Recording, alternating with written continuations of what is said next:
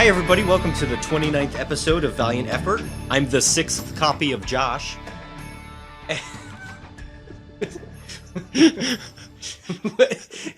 Is this like a racer? No, not a racer. The sixth. It was some Arnold Schwarzenegger movie where he was the sixth copy of himself. I don't know. I was just making a joke.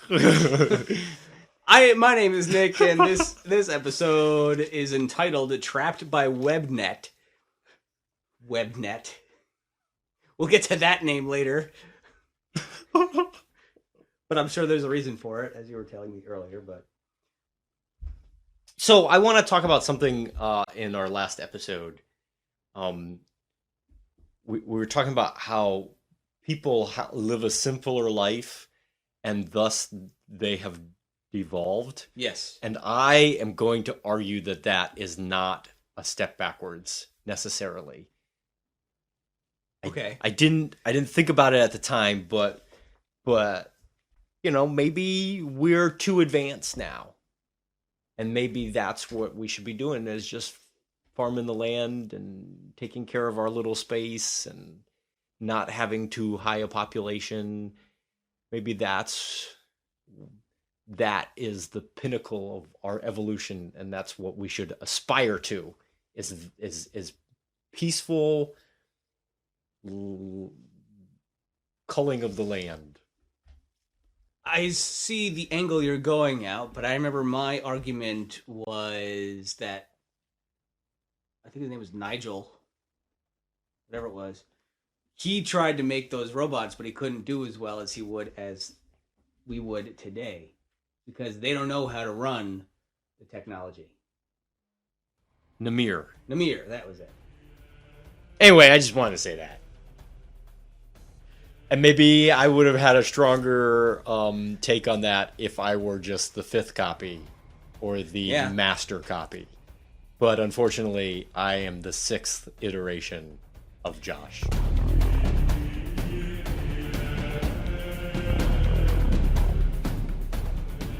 Ninjak learns about a scientist, a very old scientist named Dr. Silk, who is collecting vine technology that is falling to Earth from the space debris encircling the planet.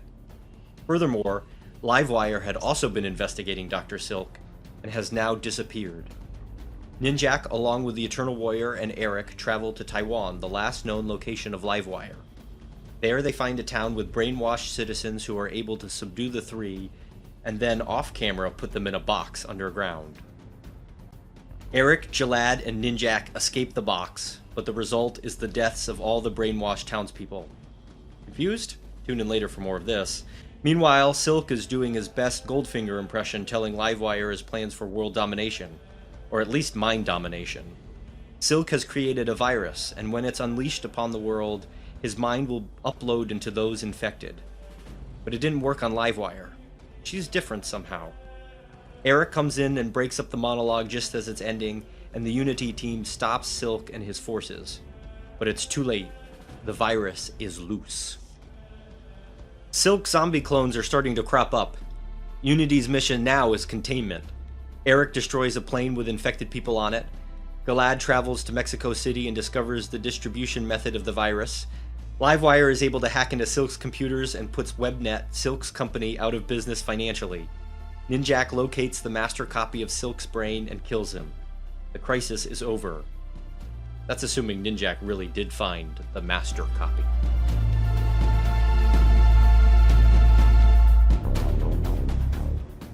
The Ninjak has Google Glass.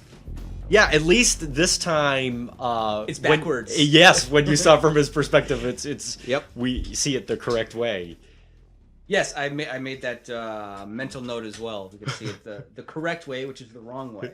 And then the very next panel, you see it the right way. I thought that was a pretty neat program that he's got going to let him know what's happening with those people down there. You know what? You know what's really kind of funny is on the very first panel of this page, The Ninjak page. I tried reading all of it backwards. and then it was right there. And then it's right there, and I was like, oh, you gotta be kidding me. You spent all that time. I did. I'm like, what? Jing, 7, no, L, no, criminal record. Next page. Oh, ZJ no criminal. So anyway, we're reviewing Unity Volume 2, and that is issues number 5, 6, and 7, and they're written by Matt Kint with art by Cafu and colors by Brian Reber. And it's 3 issues, and all the art is done by one person, which is great. Much like last book. Yep. So that's a good trend. Okay, the 1930s Unity team, we have Bloodshot, some guy that I didn't really pay too much attention to because he looks kind of generic, and then another guy that looks like the Shadow Man, actually. He looks like the Shadow Man. She does. Sure, she does. And they said... She's a shadow woman. With a beret, because she's French. Okay. I didn't make that... well, you got to look for the breasts. That's the giveaway. Usually I do. Yeah. Oh, jeez. Doesn't matter if they're drawn. I can still use my imagination. The way that they kind of introduced her, albeit really quickly, just with one panel, she looks like she might be some kind of character later on. Yeah. I think I'd like to read the story of the French Shadow Man more than Jack. And then they Unity it up. I thought there was a lot of interesting stuff in that flashback. I thought it was pretty neat to see an older Unity team. Yeah, and the Bloodshot look neat too. He's got the same scar though. So you're talking about creating nanites in the 30s? Yeah. I mean, that doesn't make sense. No, it doesn't make sense to me. I kind of thought, but I was able to get by it because they're just starting it, and it could take that long to get nanites to what they are today. Maybe nanites back then weren't as small or nanomachine-like.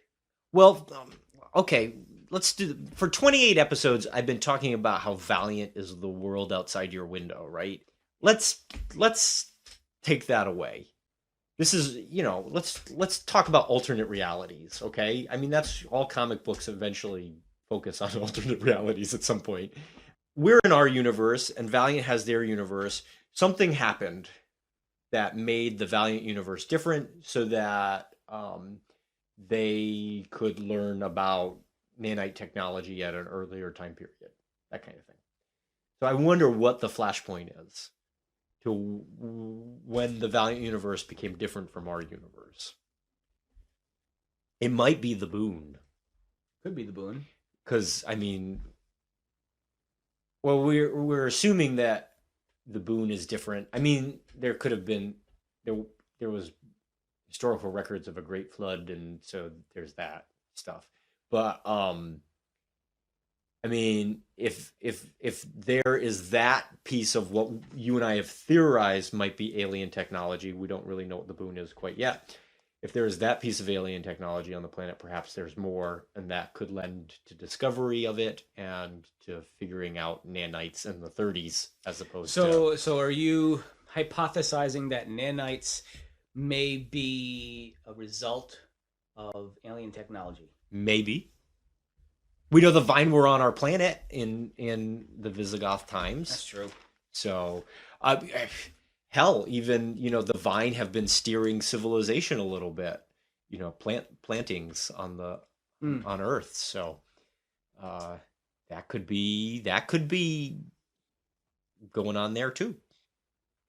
When I first saw that panel, I thought that they were working on the Manhattan Project, not on an Iron Man looking suit. The Exo-Manowar trope of that time period, yeah. Speaking of crazy technologies in the present, they replaced Ninjak's ship by 3D printing it. That's right. Yeah. How awesome is that? Yeah. That would be quite the 3D printer. Hey, you know what? Someday we'll get to that. We will. I still can't. 3D printing just blows me away. It's amazing. I still don't get it. So Eric does not tread lightly. Do you need to tell me that? I'm pretty sure. So Glad keeps saying to him, like, no, these people may, they're being mind controlled. Could you not? And then he blows off that one guy's head. Yep. does not tread lightly at all. Yeah, and then he kills like 100 people after that. Yeah. Well, the box thing. We'll get to the box thing in a minute. Okay. And then the plane. Yep. And only when he catches the boy does he ever feel any remorse for it. Mm-hmm. Uh, It's because he's seeing a causality to what he did. Usually he doesn't see it like that. yeah. So It's not going to change who he is. So it would not be in character for him to have not blown that guard's head off. I mean, that's who he is. Do you think there'll ever be a time where that would be in character for him? Do you think he'll grow to that point, or where he just would incapacitate him somehow? I'm thinking if he hangs around Galad for a little while, Galad might be able to stay his hand a little bit more. I like the interplay between the three of them. I like Glad in the teacher role with Eric. I'd like to see more of that. It's been happening a little bit in this book where Eric doesn't want to show his pacifism. He just wants to kill everybody, but he's listening to Galad, and maybe he can listen just a little bit, but he's not going to listen for too long. Speaking of the brainwashed citizens in the Taiwanese town, does Valiant have something against grandmothers, older women? Just like all the old women in Valiant seem to be evil. Is it by the same writer? No. Oh. No. We had Gamma. Yep. Archer's mom, she's a little on the older side. Yeah. There's just and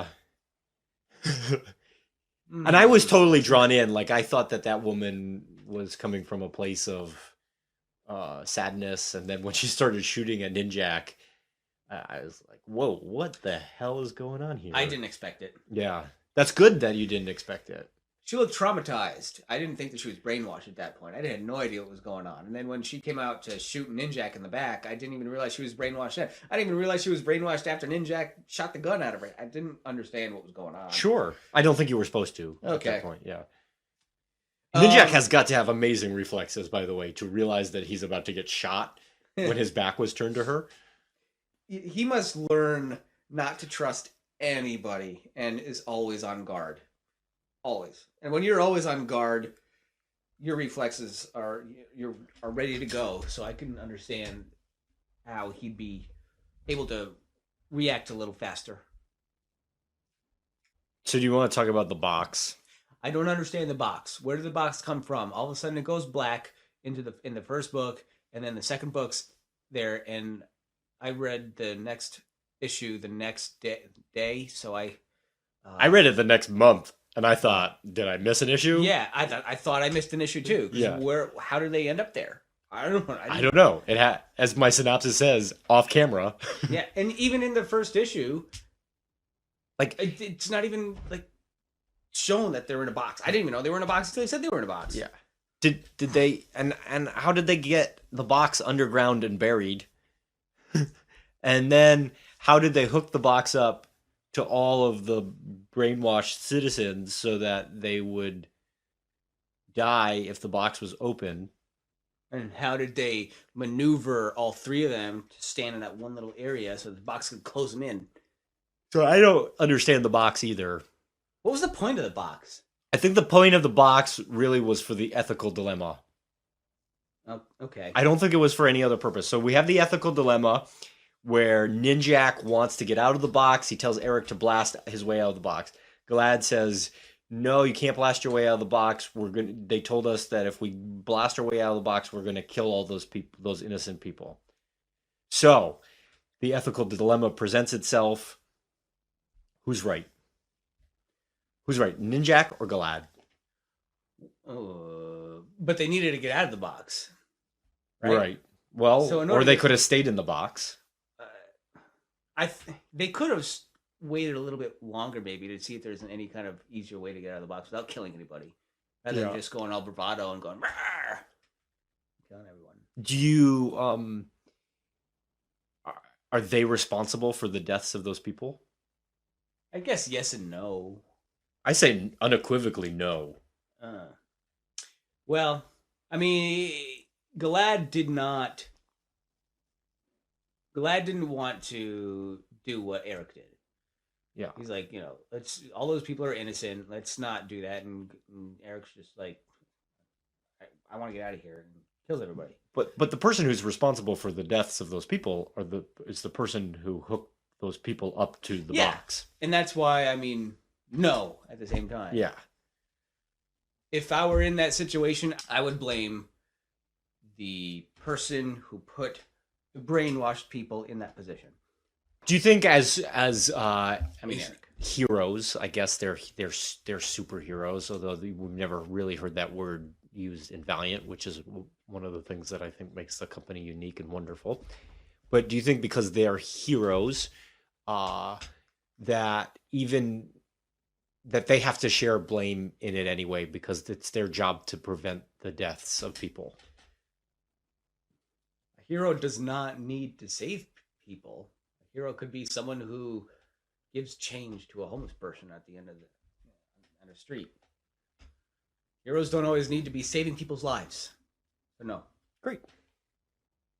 Is that ship that Livewire found... The one on its side? Yeah. Yeah. Is that because of the tsunami that Dr. Silk mentioned? Yes. Okay. It felt like I was watching an episode of Lost. Yeah. When that ship just first came out of nowhere in the first few pages of the first I thought it was a really stunning visual. It was cool. I actually sat there and looked at it for a while, trying to figure out how they drew it, and I was like, "Oh, that's a cool perspective." Yeah. It's from the tsunami. Did everything take place inside that ship? I believe so. Yes. Okay. It didn't. You mean the Bond villain scene where Yeah. Silk is giving away everything? Yes. Yeah. That I think that took place in that ship. Okay. So. What did Livewire go there for anyway? I don't really She was trying to find, just like Silk was, she was trying to find the debris from the alien technology that had fallen onto the Earth. What alien technology? You remember the battle where Gafty destroyed all the Vine ships orbiting Yes. Earth? So now there's a ring around the Earth of debris, and every once in a while something will enter our atmosphere from that ring of debris. Okay. Was that clearly marked? Because I don't remember that. They talked about it, yes. It was in dialogue, though, not visually seen. Okay. So it was mentioned twice on panels with a lot of on pages with a lot of words. Are you downplaying my intelligence right now? I'm not downplaying your intelligence. In fact, I want to talk about this scene in the middle of this story where Dr. Silk will not shut up. He has this long exposition where he reveals everything. And at one point he even says, like, he's even making fun of the fact that he's not trying to, and it was in quotes, take over the world. And he could even tell that he was doing this thing that happens in movies that drives me crazy. I love James Bond films, but I can't stand it when they have him on the table and he's about to be killed by a laser. And so the villain says, now this is what's happening. Because nobody in their right mind would do that. Right. Except in a story. Dr. Silk is talking about brainwashing people and the ingredients he needs. He needs the people. He needs that Taiwanese language-looking thing. Well, it's ancient language. It's not. Okay. It's like an amalgam of different languages. Okay. And there was also like an airborne thing. Well, the liquid. Okay. All right. So like the leaves had been misted, and when Livewire was walking through, she was touching the misted leaves. Or later in the third volume, the third issue, where there's the bottled water. Yes. So there's the liquid element and the visual element. And you need both of those in order to become brainwashed. Correct. You can't just do one without the other. Yeah. So how does the language part? I think it's kind of like, do you remember the Wrath of the Eternal Warrior, Archer and Armstrong's second arc? Yeah. Do you remember the what did they call him? I'm gonna say it wrong. The immortal enemy. Yeah, that sounds familiar. Yep. Yeah. Or whatever. They called him something like that. I can't remember. Remember he downloaded himself in people's brains with a laser? Yes. I think it's kind of a similar thing. Okay. But Livewire sees it, and she's not affected. Does she know what it does, or is she just immune? She's immune, and why is she immune? Because she can talk to technology. Well, that's not what Silk said. Silk said there were only 2 other people that have been immune, and that's how he found out about the plantings on Earth, that they were Vine sleeper agents. And they were the only ones who were immune. So is he implying or inferring? I don't know which one it is. Yeah. That Livewire is a Vine. That's what he seems to be implying. Or asserting. Yeah. A surply. He's hinting. He's hinting. Yeah. Imply for cert. Hint. I'm gonna Yeah, stop okay. there. Does she? She must not know that she's a Vine. Well, if she is indeed a Vine, she doesn't seem to know until, I mean, assuming she didn't fall asleep during his long period of exposition. Oh, that would when she wore Shanhara. oh, That plot thickens. but we've never seen a Vine successfully wear Shanhara. Exactly, because I was thinking a few episodes ago that it was geared more for humans. So that begs the question, is she a Vine? If she can wear Shanhara and we haven't seen a Vine wear Shanhara, does that mean she's not Shanhara? That mean that she's not a Vine? I guess that question is yet to be answered. And if she's not a Vine, why would she be immune? I thought that she was immune because she had the technology thing. She could talk to technology. Even though that those things really aren't technology, it maybe kind of somehow fits. Maybe it's nanotechnology, the airborne things you were talking about. Or maybe Shanhara did something to her. Or maybe Shanhara did something. That would make more sense. But then how could she have worn... Oh, I don't know. This question is not yet answered. It is not to my knowledge answered, but my opinion on it is that Shanhara did something to her that would have protected her. You think that she's human and Shanhara did something to her? That's what I think, yes. Well, I think she's a Sayat and Shanhara did something to her. Shanhara may have done something to her because Shanhara has spent all that time with the Vine and therefore maybe absorbed something from whenever the Vine trying to put on Shanhara all the time, or maybe already knew something. Shanhara is an enigma. Yeah. So I want to spend as much time in our episode to Dr. Silk's long monologue as we possibly can in our episode to, mimic how that felt. So here's some more things that I pulled from it. He talks about how if you keep uploading yourself into other brains, that you lose something of yourself. And 6th Day. That's the Arnold Schwarzenegger movie I was talking about earlier. Go on. Jeez. If that fits in with this, with Okay. the copies. That's why. Right. So he talks about Fitzhugh, his servant or whatever. Fitzhugh became a psychopath because he got copied so many times, and then he realized that he should stop copying himself too many times. But my question is, even if you've done it once, are you the same person? No, you're not the same person. You're you're not totally different person, but something has changed, so you are an offshoot of your original self. Right. So every copy of Dr. Silk is different. Yeah, it's a watered down version at each and every time. It's like when you used to copy tape to tape. Yeah. Cassette tapes. I miss cassette tapes. If you were to copy a copied tape, that next copy would be the quality wouldn't be as good and just daisy chain effect. It begets. Yeah. That's the way I actually looked at this. When he was explaining that, that's what I visualized. Yeah. So then we learn about the love of his life, Dell. Get Adele. Dude. Get Adele. Dude, he's getting Adele because he's the singer? He's changing. He's trying to make her love him. And basically she pulls a Peter on him, a Peter Stanchek. He Peter Stancheks her. He treats her like Chris. Yeah. So here's my first question: when we see him doing that, he is unequivocally a villain. We see him behave this way, and we as the audience go, boy, that guy is a jerk. We've already thought that he was a bad guy. This is further making us think that he's a bad guy. He is a bad guy. But when we deal with Peter, we don't necessarily feel that way about him. So I don't really see much difference between what Silk did to Del and what Peter did to Chris. So does that mean that Peter is a villain? And if he isn't, why isn't he? What makes him different than Silk? Is it the things that he's done since? You know, Silk, since he tried to do this, he has no remorse for it. That's what I was about to say. Yeah. And two, he hasn't tried to make himself a better person since doing it.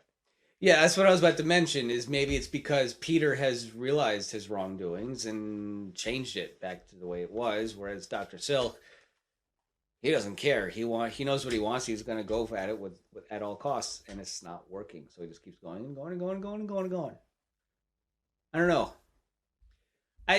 Peter's kind of an anti-hero in a way, whereas Dr. Silk is just a villain. Flat out. Yeah. Bond villain. Yeah. We can still root for the anti-heroes all the time. That's like we do that in Sopranos. I guess there's room for growth with... Yeah, he's still a kid. Yeah. That's a difficult question. That might be, if I was teaching this in a class, this would be a great paper. Hint, hint. I guess I'm bringing it up in episode 29 when we first talked about this in episode 2 because I haven't forgiven Peter yet. That's quite all right. I don't think you should ever forgive Peter for what he did. It hasn't really struck a nerve with me as much as it has for you. Not to say that I have less empathy or sympathy for Chris. If it was a real person, I would definitely feel more along your lines. Yeah. So, if Silk keeps changing Del because he's trying to make her love him, but by doing so, he's changing her. Yeah. If he keeps doing that, how can she possibly be the woman that he fell in love with? That's a good question. Why? And then if that's the case, does he not really?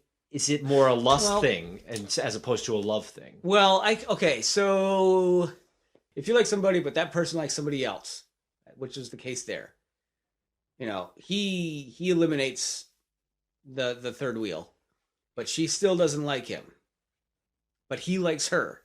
So if he has the ability to, he's going to change or try to change that one thing to say, I don't like to, I like. And that didn't work. So then he tried it again, and he didn't try it again, and it got to a point of obsession. Yeah. Perhaps that's what happened. Yes. Yeah, exactly. I think what he's feeling is not love. Anymore, anyway. Anymore. It's an obsession, a lusting for it's a possession thing almost. Yeah. And I think he probably doesn't have a concept of what love really is either. Okay, I'll stop being so heavy and we'll move on from the monologue. You done with the monologue? There's a lot going on there. I'm done for now. Okay. Unless you want to keep going. You can keep going. Well, let's talk about the monologue. One more thing. Did you feel like it broke up the flow of the story? I didn't know what was going on. So, I figured. Honestly, the first time I read it, I had no idea what he was talking about. I've read this story a couple times. That helps. I was trying to figure out or get a grasp of what the story was at that point. Yeah. And so maybe, I don't know. I'm kind of indifferent on that one. Okay. So I love that panel where it's a page with 3 panels, and You're seeing the character, each one of the different characters, and they're talking. And the Ninjak panel, you can't see him at all. It's just an empty. He's in the shadows. Oh, yep. So you got Eric at the top, Glad in the middle panel, and then Ninjak's talking, but you don't see him on the page at all. And I thought that was a great illustration of what kind of character he is. Actually, it kind of shows a great picture of who they all are. Yeah, because Eric is just front and center. He doesn't care that he's about to fight a bunch of people. He's not afraid of them. Yeah, and Galad is skulking around the corridors of this place, and Ninjak's just in the shadows. Much like a ninja. Well, yeah, that's where he's a ninja with a K. He's Ninja Kevin. What? I'm saying that's what his name is. I know that's not what his name is, but it's Ninja Kevin. Okay. Ninjak. I'd be Ninjan. You'd be Ninjaj. Ninjaj. You're one letter away from... That sounds very dirty. Can I see your Ninjaj?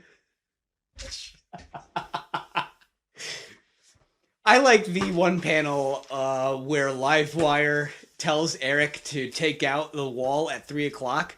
And before I went on to the next panel, I was thinking to myself, like, Eric's not going to know what that means. Yeah, he's never had a Timex. Yeah. And I was anticipating the next panel of Eric going, all right, and takes out the wall at 3 o'clock. But then he says, I don't know what you're talking about. And I was like, I'm so glad that they did that. That was great. I loved it. All right, so now we're on to Webnet. You want to talk about Webnet? Webnet. Okay, so before we started recording, you said there's a reason for it, but there's a reason why it's called Webnet. Yes. But for me, as a non-comic book reader, seeing the word Webnet sounds very, very unimaginative. And then I started thinking of other words like interweb, or let's call it netcom. Why don't we call it www.net or webhtm? Just any basic name. And I was a little disappointed with the name, but you said that there's a reason for it. So I'm willing to hear what the reason is, unless I cannot know what the reason is yet. You can know it. Okay. They don't say why they call it that, but let's pull out my quote. In the original Valiant universe, he had a company called Webnet, and Dr. Silk has an obsession with spiders because his name is Silk, and spiders make it, I guess. So the caterpillars. Yeah. Well, caterpillars are not scary. They can be. I can imagine. There's this scene that Joe Quesada drew in the first issue where a bunch of spiders are killing this guy because that's what Dr. Silk does in the first issue of Ninjak, and it would be really funny if that person was covered in caterpillars. I don't know if you could see it on the front page. Right on his skull, there's a spider right there. I saw that. I didn't notice it was a spider. I just thought it was a star. I mean, this Clayton Crane cover is not representative of the Dr. Silk that we saw in the book. This is a lot more what Dr. Silk looked like in the original Valiant universe. He was an invalid. He couldn't move around. He was on breathing tubes. Fitzhugh, wheeled him around everywhere. He's even got. But anyway, that's the connection. Okay. Is Silk Web. Okay. And so, and it was the early '90s when when they were writing it, and that company was being created. So I bet those two words together, web and net, sounded really hip and fashionable and young. And hey, even if it was a caterpillar, you still have nets because you can catch caterpillars with nets. Or at least when they turn into butterflies. Yes. Sorry, go ahead. No, that's all I was going to say. Are you okay with that explanation, or you think it's still a lame name? I mean, it's... yeah.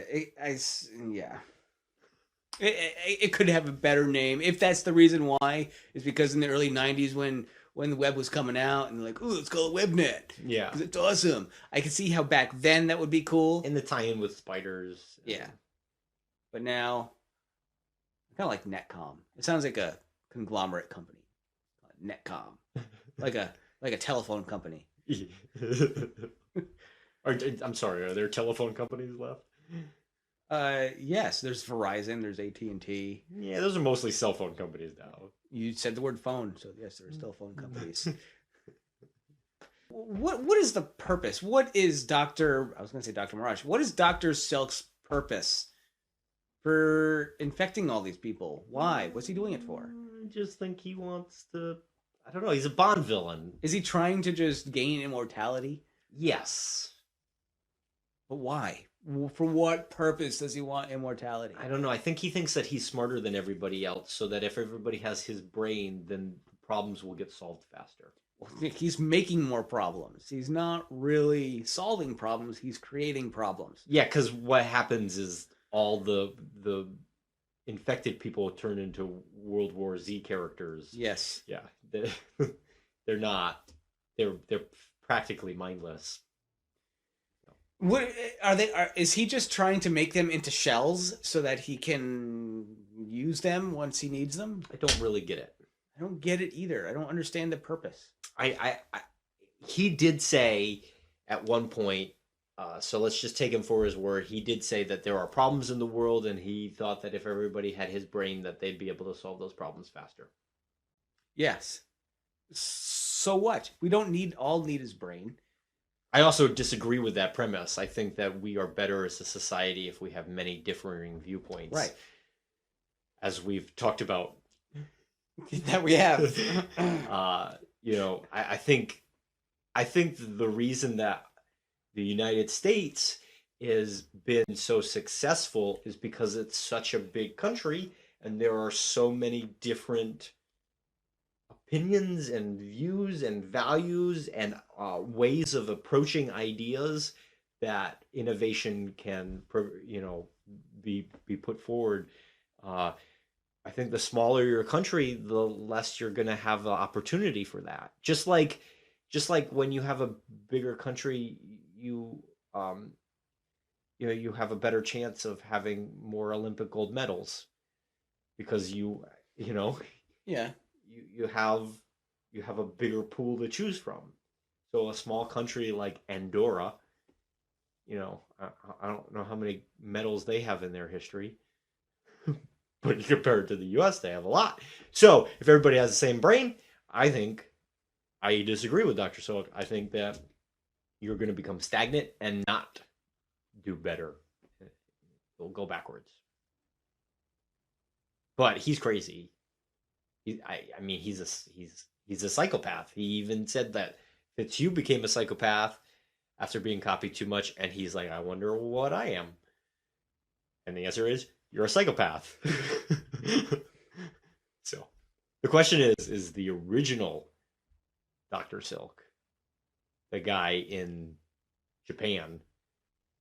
Yeah, because we don't really know who the original is or what his real personality is. That guy in the nuclear under the nuclear facility that got screwed over in that tsunami a couple years ago, because it's the same one.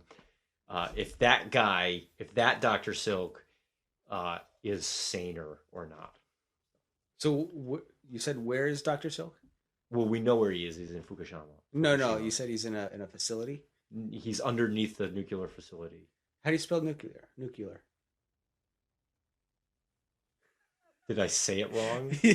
Are you making? How do you spell nuclear? Are you making fun of my pronunciation of the word? Or are you saying I'm George Bush? Yes, I am making fun, because you said it like in every episode. You said the word nuclear. Nuclear. It's like the Simpsons. Homer Simpson saying nuclear. Okay. It's nuclear. I'm sorry. I just wanted to say it because I think it's funny. I can't wait to find a word that you're pronouncing very wrong. Oh, okay. I corrected you. How many times did I correct you in the last episode because you kept saying 4,000 years in the future instead of 2,000? That's right. You did that a few times. I can take it. I can dish it out and I can take it. And you said Gilad in the synopsis. Oh, I am trying so hard to say Gilad. I didn't stop you because It almost hurts my tongue to say Gilad because, so much of my life I said Gilad. I like Gilad. I like it better too. Speaking of Gilad. Hey, how do you... Gilly. Which is cool. Speaking of which... Don't ask me how to pronounce ambulance. or hospital. Or hospital. That word I could not pronounce it. Or dolphin. Hostipole is what you would say. I would say dolphin growing up, remember? How do you spell Nike? I'm going to spell a word. How do you say this word? S-H-O-P. Shop. What do you do at a green light? Stop. No, you do not. Oh, you ass. It worked. Shannon did that to me a little earlier today, and I was like, no. And she's like, I bet it would work on Josh. I'm like, no, he's too smart for that. I got it. Yeah, you're crossing the wires in my brain. Yes. Yeah, that's exactly. And what you were doing. Making me think that it was something else. It was a pronunciation thing. Okay, so now that we've totally gone off track. Speaking of Gilad, I really liked that flashback, that really quick flashback in Tenochtitlan, Mexico. And he's just remembering what it used to be like, maybe in that same exact area he was at, and he just looks over. Oh, it was so cool. It was only 2 pages. It was kind of short. It was short, but it was sweet because it was very movie-ish. I want to read that, and I want to read that comic. Him in Mexico. Sure, I would love to read comics in the past or the future. Yeah, I'm really looking forward to those. Screw the present. You're done with the present. No, I'm not done with the present. I like the present, but I would love to read about how, you know what? We know how, what happened to Hitler. He committed suicide, but maybe in Valiant, maybe it was Gilad who really went into the bunker and made it look like a suicide. That would be, I just like things like that, Those are fun to read. Monologue over. I like the flashback too. I do feel like when I turned the page and it wasn't the flashback anymore, I thought, oh, there needs to be more of that. Maybe there will be. And then the last thing is when Ninjak finds Silk's body. I remember seeing in the flashback that Silk was saying that there were little black things on his head, and there were not black things on this head that Ninjak found. And then when he gets permission to kill him, he kills the body, and then we're in Fukushima, Japan, and then there are black things on his head, on Silk's head. And he's holding something weird, too. Yeah. What is that? What is he holding? I don't know. It's like it looks like some Rubik's Cube thing. With lots of eyes on it. Yeah. Yeah. Maybe it's a piece of the boon. And those black things are not. Maybe it is a piece of the boon. I don't know. I don't know what that is. I honestly have no idea what that is he's holding, but I want to know so bad. You have no idea how bad I want to know what that is. Maybe it's like that thing in... what was that movie? Not 8mm. Or was it 8mm? The one where these kids are making a movie and they witness like this... Super 8? Super 8, that's it. Yes. Maybe one of those little items that was in Super 8. But those black things aren't on his head in this one, so I don't know what I was seeing. And then we see next Armor Hunters. And I know that you talked about Armor Hunters before. Yeah, so that's interesting. That's cool.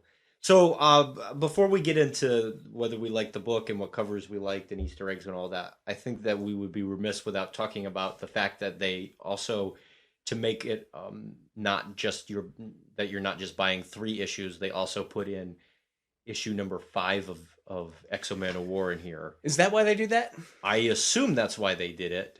I quickly skimmed through it to see if there was anything different. There's nothing different. No, there is nothing different. Which kind of irks me. Yeah. You're buying this and you're only getting 3 issues. They made, on Free Comic Book Day last year, they made a handbook. It's like an encyclopedia of Valiant characters. And they could have very easily have put that in instead. Or they could have put the Free Comic Book Day preview for Armor Hunters, since they're talking about how Armor Hunters is next. They could have put that in. There's some extra reading material, not a rehash. Yeah, to me, I think that it's kind of I wouldn't say middle finger, because I think that that's too harsh. But I was, as somebody who's bought every one of these volumes, I'm a little insulted that that's in there. I think it's a great issue, and maybe somebody who's picking up this for the first time and they read that issue, they go, "Oh, I should get this volume because I like Ninjak. I should get this volume of Exo Man of War." Um, maybe it could help them sell some books, but Why do they choose this issue? because this is I guess they thought of this as a Ninjak centric story. I mean, a lot of the covers focus on Ninjak. I don't think Ninjak is necessarily the focus of the story. Dr. Silk was Ninjak's main villain in the original Valiant universe. So they're putting Ninjak's first appearance in here. Okay. Well, I didn't read it because I just quickly glanced through it and I said, "Oh, I don't have to worry about that." Easter egg time. I mentioned that Dr. Silk is a villain from the past, and Fitzhugh was also in the original Valiant universe. I was very pleased with that. I love that kind of stuff when we're seeing new takes on things, or even, just what that character was. Silk is different. There was no cloning or mind transference in the original Valiant universe, but I did like it. When there's a scene where Dr. Silk is talking about all his the scientists that he was working with, the other three scientists, Dell was one, Holmes was one, and Van Hook was one. Van Hook was the first one to have died. Van Hook committed suicide.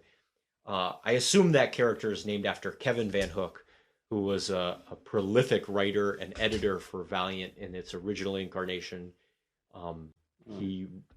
He wrote Bloodshot and Ninjak stories. He's actually the creator of Ninjak. Oh. Kevin Van Hook. So I thought that was really neat that they put him in there. I love things like that. So. What's your favorite cover, Nick? My favorite cover is the black and white cover of just Ninjak kind of just doing the Spider-Man looking thing. Yeah. I just like the lighting on it. It looks pretty real. Yeah, so it's the you like the Unity number 5 sketch variant of the Unity number 5 pull box variant by Miko Suyin, and it's gorgeous. That must have taken him forever to draw. There is so much detail. It's almost photorealistic, I think. Yeah, that's why I like it. Even the one in the color doesn't look as photorealistic as the one as in the black and white. Yeah, the black and white one costs more. It's a harder and rarer cover to get. So it's my favorite. Yeah, I like it. There are a lot of great covers to choose from in here. There's a lot of very interesting things. There's the pull box cover by Raoul Allen for number 5 that has a kind of a unique look. There's the variant by Matt Kint, who's the writer of the story. That was my runner-up. That was your runner-up. Yep. Yeah, that's pretty cool. And he has a very interesting style. I really like the number 6 variant by Raoul Allen with the blood on the bricks. I think that there's a lot of great covers. I think I'm going to have to agree with you though. Nice. The Miko Suyin's the best. Excellent. So kudos to him, and maybe we'll get to see him draw an entire issue someday soon. Big news. Hey Nick, what did you think of this story? Well, first of all, I need to mention that Dr. Silk on the cover looks like the Joker. And I mentioned that last episode too. And I just, you denied it in the last episode at the end of the episode. And so what I did is I went and found a Joker picture, put them side by side, and put it on our website. Just asking. So all of you listeners, I'm looking at the microphone as if the microphone represents every single listener. Go on our website. See, what do you think? Do they look alike? Or am I just podcast.wordpress.com? Am I just crazy? I will admit that the cover image and the image that you chose of the Joker look very similar. Well, that's what I'm trying to go for. Yeah. It's the smile that does it. Right. Anyway. Absolutely. And part of what we do here is you know, I show you the cover on air and you react instantly to it, and that was that was a real reaction. So that was a real reaction. No fake stuff here. Did I like it? It was meh for me. Because I didn't know what was going on. I liked Unity, the first book that we read, and I was looking forward to this one, but it went in a completely different direction than I had anticipated. I thought that it was going to be Livewire, Gilad, Ninjak, and Eric all conspiring against Toyo Harada, because that's the way it seemed to be going at the end of the first one. And then this one just took on its own complete different story with a new villain who I know nothing about, and I didn't really know what was going on, and for at least half of the entire book I was just confused at what was going on. The story itself is okay. It was enjoyable, but I was looking forward to more how they were going to go against Toyo Harada. I just didn't expect a completely different story. Like, how did they get from the end of that Unity to this Unity? It just suddenly, like, there was no transition. Why are they ignoring Toyo Harada at this point? So it's meh for me. It was good, but not what I expected. So I was taken aback by it. I think meh is a very good describing word for this, because I feel very much the same way, because we're the same person and we agree on everything. First of all, I'm not happy that it's just 3 issues in the trade. Mm-hmm. So that colors my opinion on the thing. So let me try to ignore that. I didn't really like the long exposition scene where he's giving away everything. Dr. Silk doesn't look like the Clayton Crane cover that we see. And I kind of want to read that story, because this guy looks crazy. Yeah. And I was also surprised at the direction that it went. I was not surprised that we were going to get a Dr. Silk story, and was very excited about getting a Dr. Silk story. But I was surprised that it turned out to be a story about brain downloading. And I didn't necessarily totally understand the word code thing. I wonder if that's like a real font, and we could figure out what that box says. That would be kind of cool. One of the symbols is the number 5 in Japanese. I know that. And the same symbol is upside down 2 letters prior. Yeah. Or 1 letter prior. Well, he did say that it was a combination of many languages, and so anyway, it's not it's definitely not my favorite thing that we've read. But I don't think it's terrible. I think it's better the third time I read it, certainly. The first time I read it, I really didn't know what was going on. But that's okay. Sometimes you're not supposed to know what's going on. All right, what are we reading next? I'm gonna guess. I'm not looking at it yet. I'm gonna guess. Bloodshot. Bloodshot. He looks so happy. He's like, hey, I'm shooting some guns. I'm happy. This is almost like the Doom cover, but not like the original Doom. But there's nobody really shooting. Interesting. This is, and I'll talk about it in the Easter eggs next episode. But this is an homage. To Doom? No. Oh. To Bloodshot #1. Oh.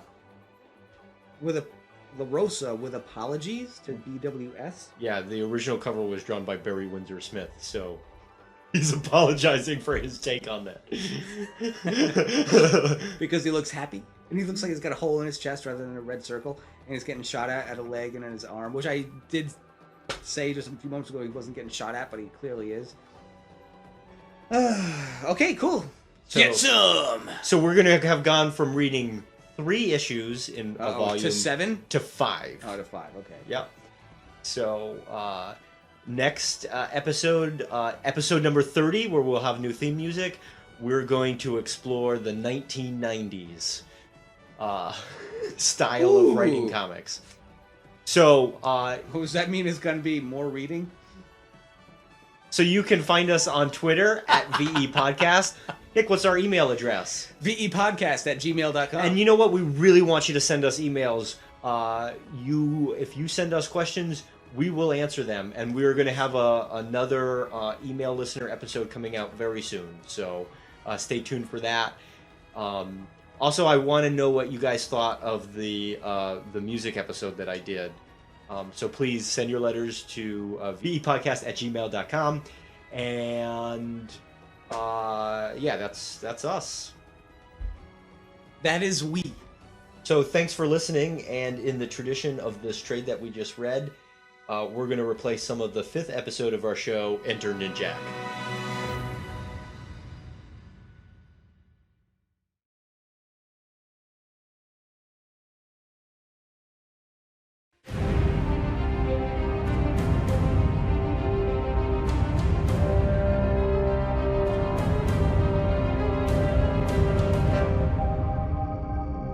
Hey everybody, welcome to episode 5. My name is Josh. My name is Nick. The name of this episode is Enter Ninjak. So Nick, I got a really cool gift from a listener. Bruce from the Valiant Fans Board sent me a Bloodshot #1 Gold edition, which is a pretty neat That's thing really to cool. have. Yeah. Do you know what the gold books are? No, I don't know what a gold book is. So let me tell you about it. When Valiant was first a company in the 1990s, they had a gold book program. And basically what that was is that they would give incentive copies to people who promoted their brand in a certain way. So when the new Valiant owners took over, they knew about this program and they brought it back up. I didn't have a Bloodshot #1 Gold. I do have a Quantum and Woody #1 Gold from New York Comic Con. I have a Harbinger 1 Gold that my wife earned from New York Comic Con. And I have a Archer and Armstrong Gold that I got from a New York Comic Con. So And now you have a Bloodshot Gold. and now I have a Bloodshot Gold. It's pretty neat. That's really awesome. Yeah. So thank you very much, Bruce. That's very much appreciated. Absolutely. Appreciated. Thank you. Thank you, Bruce. That's fantastic. Eric travels to Peru in the hopes to find solitude, but he is attacked by a group of mercenaries hired by Vine plantlings. Eric quickly dispatches them and captures Alexander, who tagged along with the mercenaries. MI6, British intelligence, which is under the control of Vine plantlings, then hires Ninjak, an expert assassin, to retrieve the armor. Ninjak is able to quickly incapacitate Eric. Alexander returns to the Vine hive mind, where he discovers that despite the armor being recaptured, the Vine still plan to destroy the Earth. Alexander doesn't want this, and he helps Eric to regain consciousness. After an epic battle on Ninjak's plane, Eric escapes to Guyana with Alexander, and Ninjak is hot on their trail. Eric and Ninjak battle each other again. Eventually, Alexander convinces the two of them to stop fighting and work together. They travel to London to face the Vine forces embedded in MI6. Eric and Ninjak defeat the Vine and part company. An invasion fleet heads towards Earth.